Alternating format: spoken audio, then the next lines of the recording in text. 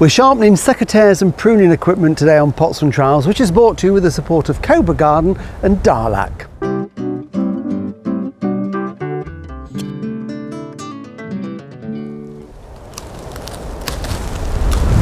Well, there's a fair bit of tidying up and pruning to do at this time of the year, but it's really important whatever you're pruning, you use a sharp pair of secateurs. Not only does that make everything look nice and neat and tidy, but it makes a lovely clean cut on the stem that you're pruning. That heals faster and it stops any diseases getting in there. So overall, it's much better for the plant as well. So what I'm going to do today is go inside, because it's a bit blowy out here in the garden, and show you how to sharpen your secateurs.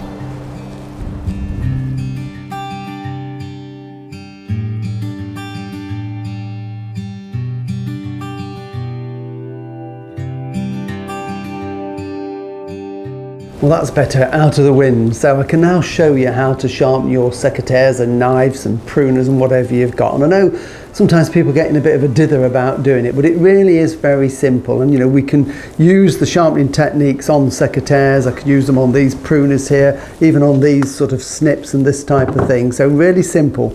You do need a little bit of equipment to sharpen them with, and there's all sorts on the market, but what I find really easy to use are these sharpening blades here. These are they're made by Allett. There's a coarse one and a fine one that are diamond tipped, and we just use these to basically sharpen the blade. So they're good, and this is something that is also really good here. It's a two-in-one sharpener. It's got a handle there on it just to make it easier to grip, and this is a tungsten blade here, which is very hard, and you can use that just to put an edge on a blade. And then if we unscrew this here, we've got a diamond sharpener, which is great on curved blades. So that's really all you need. You need a little bit of sort of sandpaper, just fine sandpaper, or wet and dry emery cloth, something like that, just to clean them up. You need some oil to clean them up, to lubricate them, and just some cloths, and away you go. So if we start with a pair of secateurs, and I've just put mine down here in front of me, I couldn't see them for looking. You can see over time they do get a bit dirty, and it's always a good idea just to clean them roughly when you finish using them, but you do now and again need to give them a really good clean. So what I would do with these is I just give them a spray with a little bit of oil like this, and then using the wet and dry, you can just then give them a really good clean. We want to get rid of all the black, and the black that's usually on a blade is dried sap, and it builds up over time, and it just takes that edge off. So it's just good to give them a clean all over, and this little bit of oil on there just helps that along. As you can see, that's getting nice and clean on that side, and then what I'm going to do is just flip that blade over and do that. So once you've got all the dirt off and you've got a nice shine on them, just get a cloth and just wipe them off, and you can see now that they are looking much better. Just for that quick rub down, I've got a nice shine on there and got rid of all the black. So they're now clean and ready to sharpen, and the sharpening is really simple.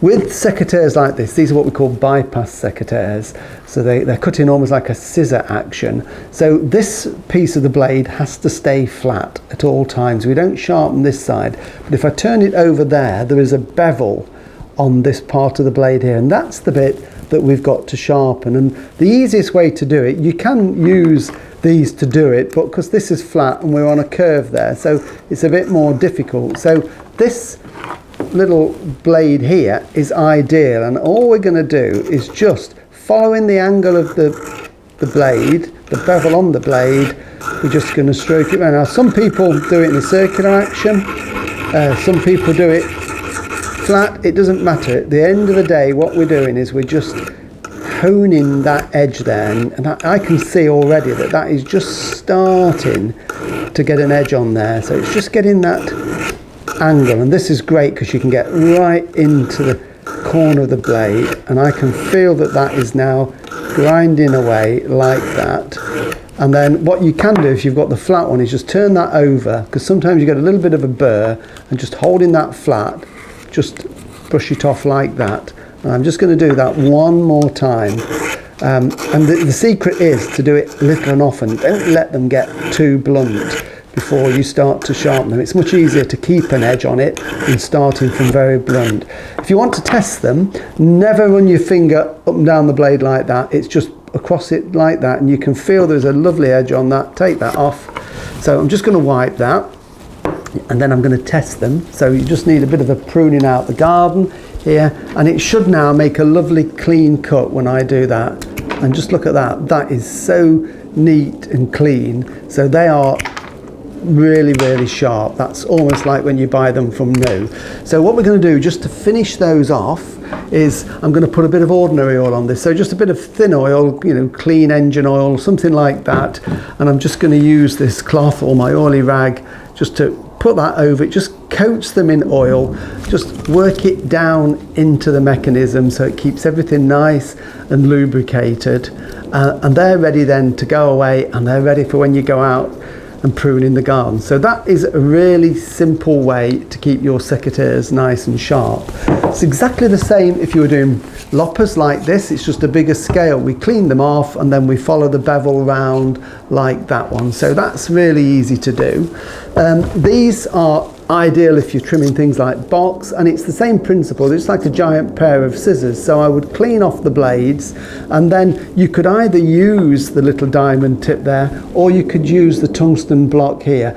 And again, we're not going to sharpen the inside, it's just this bevel along there, and then we turn them over and do the bevel. So I'm just going to put that on there, and it's again following the bevel and just taking it down, and you can feel that almost grinding noise like that.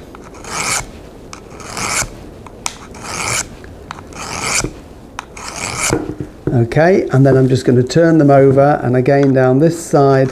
It's just make the secret is getting the angle the same. You've got to follow the bevel that's already there. Don't try and lessen it or make it more acute. And that just takes that lovely edge on there. And then it would be exactly the same when you're happy they're sharp, and you can feel that and listen to that going. And I'm just going to use a laurel leaf here. These should cut like scissors.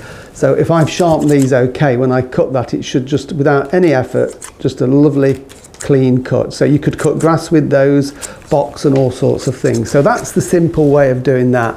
And finally, if you've got a knife, then obviously you need to keep that sharp, because you're going to use it for all sorts of things in the garden. You're going to be cutting string with it, maybe taking cuttings, a bit of pruning. So this is a double knife. This one has got a curved blade on it here, curved blade like that. These knives have got a bevel on both sides, and that's really useful for string cutting and doing a little bit of light pruning.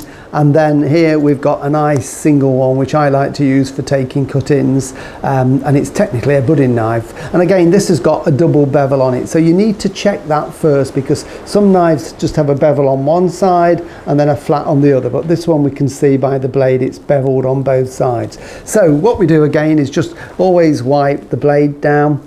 Now what I would do with this one, which is a flat blade, I would use one of these sharpening stones, and I always start with the coarse, and again it's just following the bevel and just sliding that along like that, just taking a little bit off, exactly like that, and then we can turn that over and we can do it on the other side like that. And I can just feel that that's just cutting a little bit, and then I'm going to swap it for the fine one, and that just puts that really nice edge on it. And then I'm going to just take it across there like that. That is basically all you would do to it. And then I'm going to put that one away. You can test it, by the way, by just doing it that way. Just put your fingers across it like that, never up and down.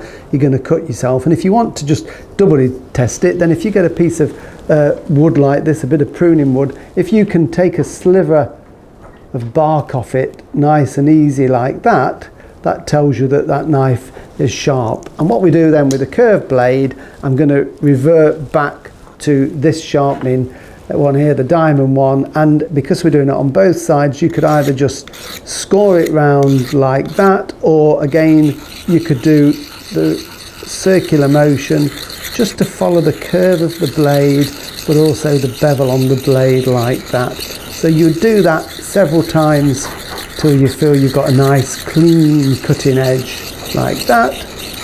And then just flip it over and repeat on the other side. So it really is simple. It's the sort of thing you just need to take your time at, don't rush it, keep them nice and sharp. Just do this every now and again and it will just keep that lovely edge on the knife. And I'm just going to test that on my little bit of bark here as well, just to doubly make sure. And look at that, that's lovely and sharp. So that's great. So what I do with that is now a little bit of oil on that, just like we did with the Secateurs, a little bit of the thicker oil just to stop it seizing up, and just it lubricates the hinge. Put that away and I've got a sharp knife when I'm in the garden. So there you go. Get out, get your tools sorted, get them ready for pruning, and then in a week or two's time we'll be doing lots of pruning, I'm sure, around the garden.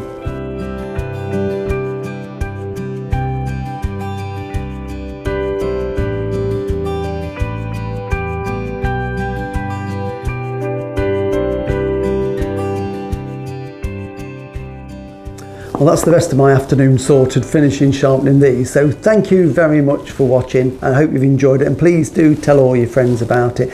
Next week we're going to be back doing some hedge cutting in the garden, so we'll see you then. Bye.